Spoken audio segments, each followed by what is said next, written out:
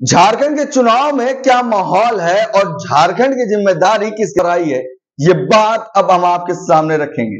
साथियों नमस्कार, मेरा नाम है पवन कुमार, आपका स्वागत है राजपथ भारत में। आपको बता दें, झारखंड में विधानसभा चुनाव होने जा रहे हैं, जिसको लेकर तमाम गर्मियां बनी है, मगर बसपा ने जिस व्यक्ति के ऊपर फिर से भरोसा किया है उसके बारे में भी जान ले। जी हाँ, हम बात करने जा रहे हैं गयाचरण दिनकर।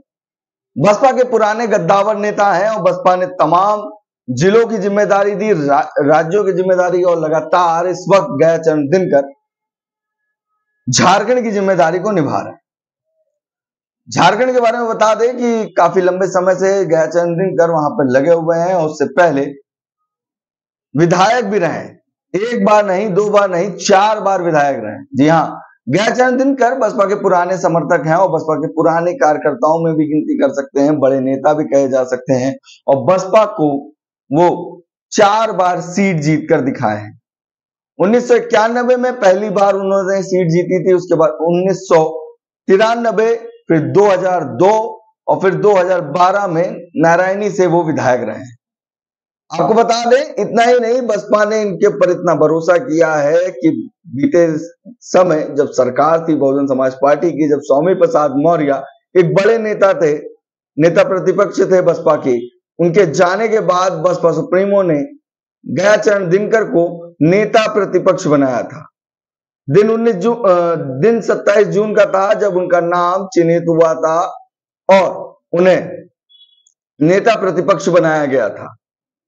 बसपा में बात करें गयाचरण दिनकर की तो तमाम राजनीतिक मुद्दों के साथ सामाजिक मुद्दे भी सामने रखते थे। मैं उनसे जुड़ा एक वाक्य भी बताऊंगा जो मेरे आंखों देखा हाल है। सामाजिक कार्यक्रम हुआ करते थे तो एक कार्यक्रम गयाचरण दिनकर के पास कुछ लोग पहुंचे, उनसे बात करने लगे कि हम लोग सामाजिक कार्यक्रम कर रहे हैं, उसमें आपको आना है। गयाचरण दिनकर जी से जब बात हुई तो उनका जब नाम लिया गया माता दीन जी के बारे में, तो उन्होंने सब कुछ बताया। माता दीन जी के बारे में उनको पूरी जानकारी थी। ये बात इसलिए कहा क्योंकि तमाम पदाधिकारी, तमाम नेताओं को जो सामाजिक चेतना की बात करते हैं, रोटी बेटी के संबंध की बात करते हैं, तो उनको ये जानकारियां भी नहीं होती हैं। वहीं गयाचरण दिनकर ने पूरा उनका इतिहास बता दिया। कहनी के बारे में आप बात कर रहे हैं तो वो लोग भी बहुत चक्का हो गए कि ऐसा भी है कि मतलब एक व्यक्ति जो बहुजन समाज पार्टी से जुड़ा हुआ है, उन्होंने तमाम महापुरुषों के बारे में इतिहास बखूबी जानते हैं।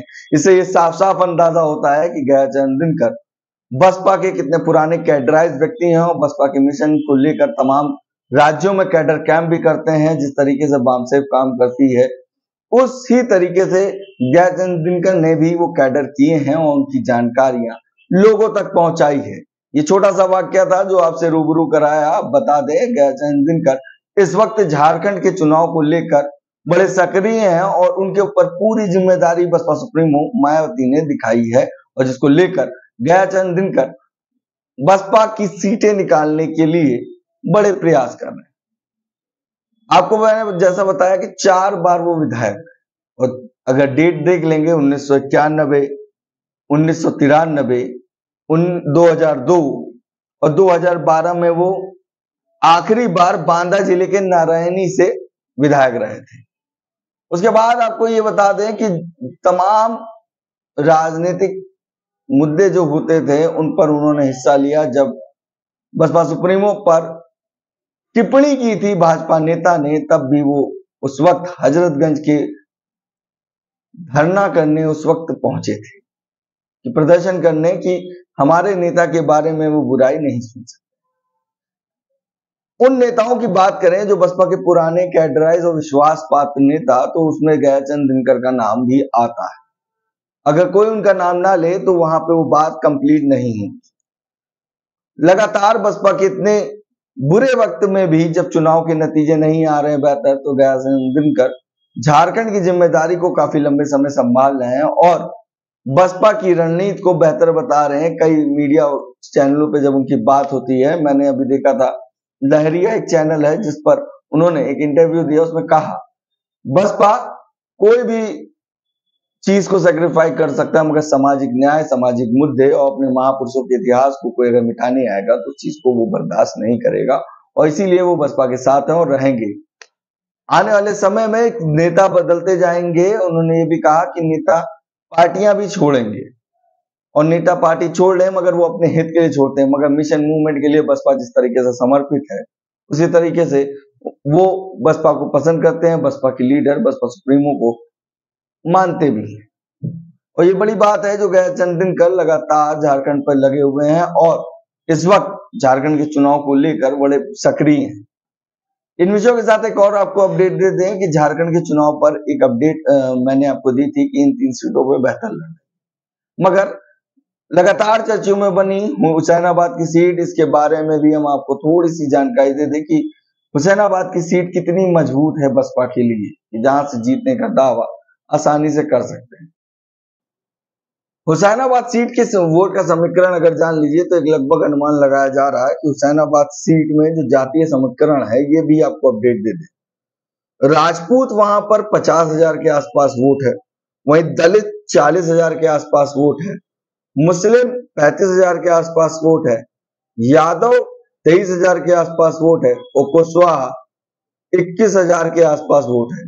इस चुनावी प्रदर्शन में बसपा ने पहली बार शिवपूजन कुशवाहा को 2005 में टिकट दिया था, जिसमें मात्र वो 17,325 वोट प्राप्त हुए थे और उसमें 21,661 वोटों से पहली बार में एनसीपी ने कमलेश सिंह को चुनाव जिताया था।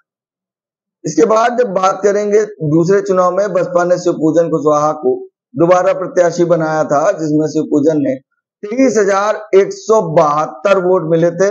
वहीं राजद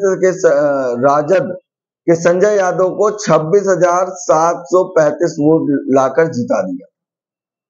दूसरे नंबर पर बसपा यहां भी रही थी। फिर 2014 में जब चुनाव हुआ, तीसरी बार प्रत्याशी बनाया गया तो इस बार बसपा ने 57,275 वोट मिले थे और शिवपूजन वहां से विधायक जीत गए थे। उसके बाद 2019 में शिवपूजन क्षेत्र आजसू पार्टी से लड़े थे, 15,544 वोट के साथ 5वें नंबर पे थे। बसपा ने मोहम्मद शेर अली को प्रत्याशी बनाया था जो कि 28,887 वोट के साथ तीसरे नंबर पे थे। मतलब जब शिवपूजन है जो 2019 में आरजू एक पार्टी थी, आजसू, उससे लड़े थे तो 15,544 वोट पाए थे, मगर मोहम्मद शेर अली जब प्रत्याशी बनाए गए थे तो वो 28,870 वोट पाए थे। इस बार दलित मुस्लिम बहुल इस सीट पर कांग्रेस गठबंधन के समझौते के तहत राजद को दे दी है और राजद ने यहां पर किसी दलित मुस्लिम कुशवाहा को प्रत्याशी न बनाकर संजय यादव को प्रत्याशी बनाया। वहीं राजद में माई की खूबी देखिए कि 35,000 मुसलमान और 21,000 वोट वाले यादव को वोट करेंगे।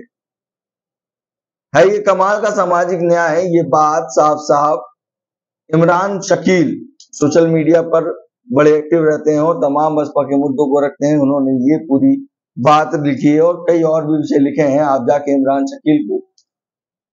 शकील @ सर्च करेंगे तो मिल जाएंगे, या तो इमरान शकील खान नाम से होंगे, ब्लूटिक धारी भी है और बहुजन समाज के तमाम मुद्दों को सामने रखते हैं, ये आपको दिखेंगे।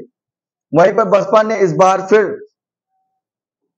अपने भरोसेमंद प्रत्याशी को टिकट दिया है और फिर से जो 2014 में शिवपूजन चुनाव जीते थे उनको दोबारा मौका देकर भरोसा जताया है कि सीट को जीता जाएगा। इस सीट की दावेदारी बड़ी मजबूत दिख रही है, जैसा कि कल आपने वीडियो में देखा कि नामांकन का दिन था मगर कार्यक्रम बड़े जोर शोर पे था। तमाम लोग शिवपूजन का स्वागत कर रहे थे और भारी संख्या वहां पे मौजूद थी और शिवपूजन ने यह बात कही कि मैं नामांकन के लिए जा रहा हूं, आप लोग यहीं रहिएगा। मैं पिछले 3 दिन से ना ढंग से सोया हूं ना नहाया हूं, बस मैं दौड़ता जा रहा हूं। सामाजिक न्याय की बात है और बसपा का होना देश में बहुत बड़ी जरूरी है और मुझे ये सीट जीत के देनी है। तब तक आप रुकेंगे जब तक कि मैं आ नहीं जाता हूं। तो लोगों ने भारी संख्या में उनको सहमति दी कि हम लोग रुकेंगे। इस तरीके से तमाम प्रत्याशी हैं जो बसपा के पुराने नेता, उन पर भरोसा जताया जा रहा। वहीं पे प्रभार इस समय गयाचंद दिनकर को दिया हुआ है और गयाचंद दिनकर लगातार लोगों से मुलाकात कर रहे हैं, बैठक कर रहे हैं और कहीं ना कहीं बसपा सुप्रीमो के खास नेताओं में जो पूरे मिशनरी चाहती हैं उसमें ज्ञानचंद दिनकर जो इस बार बड़ी भूमिका निभा रहे हैं चुनाव में, क्योंकि इनके ऊपर ये जिम्मेदारी पूरी झारखंड के चुनाव की आ गई है। वो राज्य के केंद्र मंत्री भी हैं, माफ करिएगा केंद्र राज्य प्रभारी भी हैं झारखंड के। और ये लिस्टिंग जो नाम की जारी हुई उसमें ये 3 सीटें जो मैंने कल आपको बताई थी, वो बसपा कहीं ना कहीं बेहतर करते हुए दिख सकती है और इन सीटों को जीत सकती है। इतना कुछ अपडेट होने के बाद भी टीवी चैनल और तमाम मीडिया, सोशल मीडिया इन्फ्लुएंसर्स इन विषयों पे बात ही नहीं कर रहे हैं, बसपा के चुनाव को लेकर कोई अपडेट नहीं दे रहे। अगर हम देते हैं तो तमाम लोग आ जाते हैं बातों को काटने।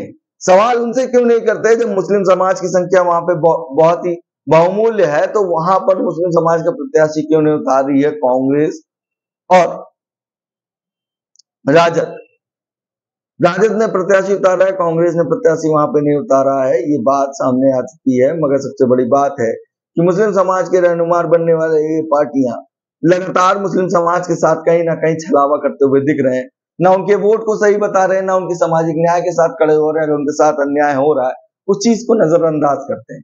सवाल उठता है तमाम चैनलों पर, तमाम सोशल मीडिया इन्फ्लुएंसर पर, जो सामाजिक न्याय की बात करने पर ये लगातार इंडिया अलायंस को जिता रहे थे, वही इंडिया अलायंस में अखिलेश यादव भी इनके साथ नहीं दिख रहे हैं और वहां पे अपने प्रत्याशी उतारने जा रहे हैं। तो यादव मुस्लिम का वोट जब कटेगा तो नुकसान किसका होगा? अगर आप भाजपा को हराना चाहते थे तो पार्टी के चुनाव चिन्ह से लड़ सकते थे जम्मू कश्मीर में भी, तब भी लैपटॉप से लड़ना कितना सही रहा?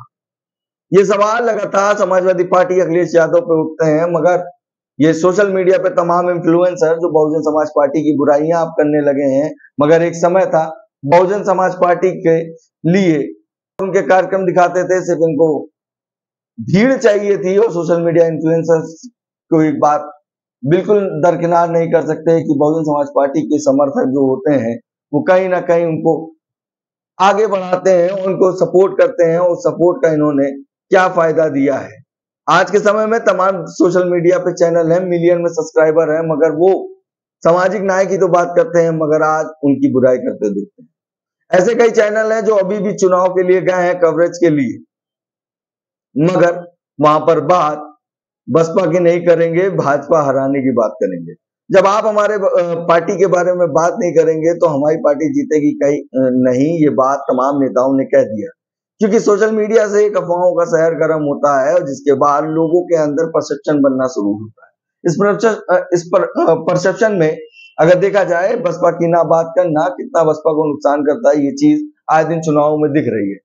पहले टीवी मीडिया नहीं दिखाती थी, अब मगर सब तमाम सोशल मीडिया चैनलों पर जिस तरीके से बसपा की बात कर तमाम लोग सोशल मीडिया पे आए थे, मगर यही वो चैनल है जो आज बसपा को दरकिनार कर दिए हैं मिलियन में सब्सक्राइबर लेने के बाद। रीच के लिए बसपा सुप्रीमो को खबरें दिखा देते हैं आए दिन, और तमाम सोशल मीडिया पे आप देखते होंगे कि इन चैनलों का बाइकआउट करते हुए लोग दिखते हैं। बसपा इकलौती ऐसी पार्टी है जिसने अभी तक के किसी धरना सीट से कोई भी सहयोग नहीं लिया है। ये इलेक्ट्रिकल बॉन्ड का मामला ले लीजिए, जिस तरीके से बॉन्ड्स आए थे उसमें भी बसपा ने कहीं पर कोई पैसा नहीं लिया था। सामाजिक की न्याय की बात करने वाले सोशल मीडिया पे इन्फ्लुएंसर आज बसपा के साथ नहीं खड़े हैं, वहीं ज्ञानचंद दिनकर आज भी बसपा का सपोर्ट कर रहे हैं। तमाम नेताओं के जाने के बाद, 4 बार विधायक रहने के बाद, नेता प्रतिपक्ष रहने के बाद भी आज भी बसपा को समर्पित है और झारखंड में लगातार मेहनत कर रहे हैं ज्ञानचंद दिनकर। वहीं पर हुसैनाबाद के प्रत्याशी जिनकी हम बात कर रहे हैं, आपके सामने पूरी डिटेल दी है। इस बार जब चुनाव लड़ेंगे तो कहीं ना कहीं बसपा की सीट जीतते हुए ये दिख रही। ऐसी कई और भी सीटें हैं जिसकी अपडेट हम आपको देंगे, मगर जब ज्यादा अच्छी जानकारियां, ज्यादा अच्छी अपडेट मिल जाएंगी। मगर बसपा, जैसे मैंने कल ये वीडियो किया था, वो अगर आपने नहीं देखा तो जाकर देखिए। ये कहीं ना कहीं इन 3 सीटों पर बसपा, 3 सीटों पर तो बसपा जीत ही सकती। ये छोटी सी बात थी जो मैंने आपके बीच में रखी और आपसे रूबरू कराया। कैसा लगा हमारा वीडियो कमेंट करके जरूर बताइए। बाकी बने रहे राजपूत भारत के साथ। धन्यवाद।